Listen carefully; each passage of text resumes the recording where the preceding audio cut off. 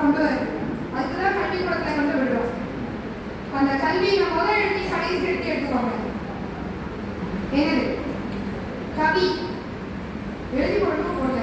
சரி, அடுத்து கல்வியில கடைசி எழுதி நடு எழுதி வில். சரியா? கல் வில் கவி.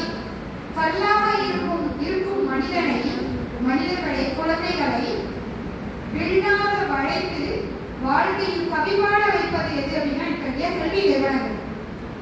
சரியா? அதைத்தான் அவங்க சொல்லியிருக்காங்க. கல்வி இல்லைன்னா ஒண்ணுமே இல்லைங்க. நீங்க எவ்வளவு வாசிச்சாலும் ரோதமே கிடையாது. படிச்சுக்கணும், படிக்கணும், அறிவு தான் முக்கியம், கல்வி அறிவு தான் முக்கியம் அப்படின்னு பேசிட்டு அமர்ந்திருக்காங்க. இந்த அணியில இருந்து என்ன சொல்ல வராங்க அப்படின்னா, நிறைய சொத்து வச்சிருந்தான், உயிர் எழுதி வச்சிருந்தான்.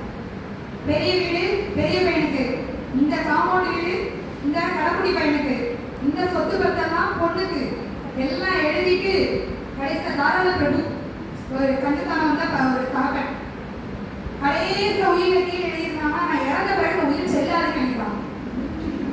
இப்படி படிச்சவங்க நிறைய பேர் இருக்கான் அப்படின்னு அவங்க பேச வராங்க. இப்படி படிச்சு சொத்து எனக்கு மட்டும்தான் அப்படி போட்டு கடைசியில ஒரு நியாயமே இல்லாம ஒரு வரி